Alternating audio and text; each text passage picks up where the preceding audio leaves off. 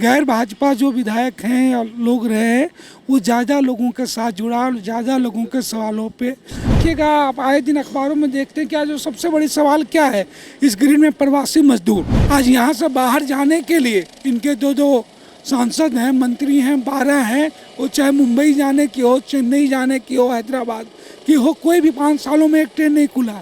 रोज़ विदेशों से लाश आती है। झारखंड के हित की जो पार्टियाँ हैं उस पर लगे, लेकिन जो आज सांसद हैं 12 हैं, वो केंद्र हो या राज्यपाल हो, किसी ने किया?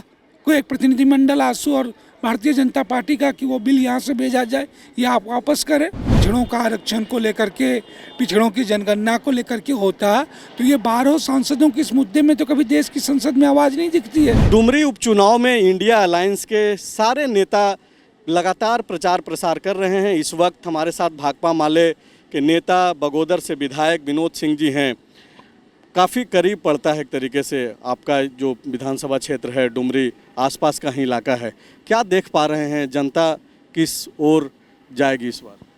बहुत व्यापक रूप से पीपुल्स में भी इस तरह के जो इंटीरियर इलाके हैं वहाँ के भी, और जिस तरीके से आप लगातार देख रहे हैं बेबी महतो जी के पक्ष में, इंडिया गठबंधन के पक्ष में, जिस तरीके से ग्रेटर एकता, गैर भाजपा सारे समूह, सारे लोग, आज आपने देखा कि पूर्व मंत्री लालचंद महतो जी मंच में थे।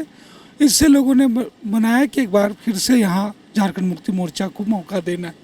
और मौका सिर्फ इसलिए नहीं, खास करके गिरिडीह में दोनों उदाहरण रहे हैं लोगों को। अगर आप गिरिडीह में देखिएगा कि 2 सांसद रहे हैं लंबे समय से भाजपा के, गिरिडीह से भी और कोडरमा का जो 4 विधानसभा चलता है दोनों से। और लोगों ने देखा कि जब भी राष्ट्रीय सवाल इशू जो भारतीय जनता पार्टी के आने से बढ़ी है वो तो खैर है ही, लेकिन गिरिडीह के सवाल मसला हो तो लोगों ने देखा है कि गैर भाजपा जो विधायक हैं और लोग रहे हैं वो ज़्यादा लोगों के साथ जुड़ा और ज़्यादा लोगों के सवालों पे। आज जगन्नाथ महतो को भी लोग इस रूप में ही जानते हैं कि ये उत्तराखंड का इलाका जो बिल्कुल इंटीरियर इलाका था, लगातार इन जगहों पे आना, चाहे विकास का सवाल हो, चीज़ें रही है। इनको जब भी मौका मिला, आज आप देखिएगा, आप आए दिन अखबारों में देखते हैं कि आज जो सबसे बड़ी सवाल क्या है इस ग्रीड में, प्रवासी मजदूर। राज्य ने तो अपनी सीमाओं से एक हद तक पिछले 3 सालों में काफ़ी कुछ किया है, लेकिन अगर प्रवासी मजदूरों से राज्य से बाहर हो, आज आयुष्मान कार्ड उनको थमा दिया गया है। अब कोई प्रवासी मजदूर बॉम्बे, दिल्ली में बीमार होता है तो वो उनके आयुष्मान कार्ड उनके काम नहीं आते हैं। आज यहाँ से बाहर जाने के लिए इनके 2 सांसद हैं, मंत्री हैं, 12 हैं, वो चाहे मुंबई जाने की हो, चेन्नई जाने की हो, हैदराबाद की हो, कोई भी 5 सालों में एक ट्रेन नहीं खुला। रोज़ विदेशों से लाश आती है। अभी 2 दिन पहले इसी डुमरी की भी एक लाश आई है। अभी सरिया में भी एक व्यक्ति की मंगलूर मौत हुई कि भाई बड़ी पावर आप दिखा रहे हैं भाजपा, तो देश के बाहर कोई भी कंपनी मजदूर ले जा रही है तो उनको अनिवार्य बीमा, ये शर्त होनी चाहिए, किसी भी तरीके से उनके मौत हो तो उनके परिवार को राहत हो। एक ऐसा कानून मजदूरों के पक्ष में नहीं बना पाई है, बल्कि जिन देशों में मजदूर जाते हैं उनके पक्ष में ही सरकार की नीतियाँ हैं। तो ये सारे सवाल इशू रहे हैं और जगन्नाथ महतो जी भी इस सवालों को लेकर रहे, तो लोगों का मत और झुकाव एक बार फिर से उनके पक्ष में होगा। चीज़ जो आप भी लगातार सवाल उठाते रहे हैं, भले ही सरकार का आप समर्थन करते हैं, खास करके नौकरी का मुद्दा हो या फिर और वो चुनावी वायदे जो 2019 में किए गए थे, सुदेश महतो इन वादों को याद दिला रहे हैं, अलग अलग गांव में जा रहे हैं, वायदों को याद दिला रहे हैं। तो लेकिन लोगों को ये वायदा भी याद है ना कि जब भारतीय जनता पार्टी, सुदेश महतो जी हों, आजसू इस राज्य में सबसे बड़े गठबंधन रहे हैं, उनके साथ लगातार सत्ता में रहे हैं, लेकिन जब तक वो सत्ता में रहे हैं तो ठीक इसके जन विरोधी नीतियां ही लागू हुई, चाहे 85 को लेकर के स्थानीयता हो, चाहे नौकरियों को लेकर के हो। और जब एक कोशिश हुई, आप कह सकते हैं जितने भी आरोप है उस कोशिश में कितनी सच्चाई हो, लेकिन चाहे खतियान आधारित स्थानीयता की बात हो, चाहे आरक्षण हो, पिछड़ों को लेकर के जो आंसू सबसे ज़्यादा होती है, जब राज्य के विधानसभा ने पारित किया तो राज्यपाल महोदय भी आप देख रहे हैं कि न इसे आगे भेज रहे हैं न इसको नीचे भेज रहे हैं। अब इस राज्य के 12 सांसद हैं, जरा पूछें अगर इसमें पिछड़ों का आरक्षण को लेकर के, पिछड़ों की जनगणना को लेकर के होता तो ये 12 सांसदों के इस मुद्दे में तो कभी देश की संसद में आवाज़ नहीं दिखती है। तो जब उनको मौका मिले, जब सारी चीज़ें मिली, तब तो उन्होंने किया नहीं। और जब ये कोई कोशिश हुई, सही है कि ये कोशिश और ज़्यादा बेहतर होनी चाहिए और व्यापक।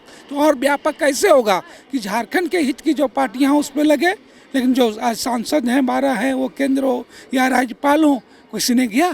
कोई एक प्रतिनिधिमंडल आसू और भारतीय जनता पार्टी का कि वो बिल यहाँ से भेजा जाए या आप वापस करें, बल्कि वो लटका रहे, इस बात की कोशिश है। जो सवाल है, कल देर रात एक खबर निकल करके आई कि सुदेश महतो और उनके बाकी को जो नेता हैं वो प्रचार प्रसार कर रहे थे और वहाँ पे हुटिंग हुआ, बाकायदा उनकी गाड़ी को घेर लिया गया। लंबोदर महतो गाड़ी में लंबे समय तक बैठे रह गए और वहाँ पे नारेबाजी होती रही।